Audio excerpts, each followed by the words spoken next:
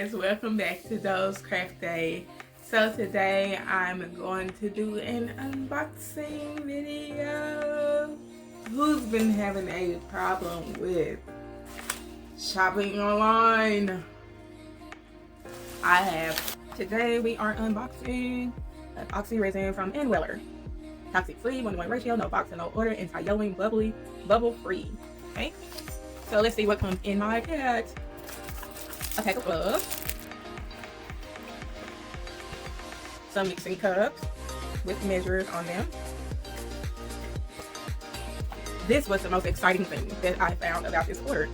I am so excited to be using something different like this because my UV resin usually has this with it. So I'm pretty excited to be able to use it with regular epoxy. So that's one of the things that made me very excited about this order. And here is my A and B. Those are very pretty bottles, by the way. It also came with these precise droppers and some mixing sticks and resin instructions.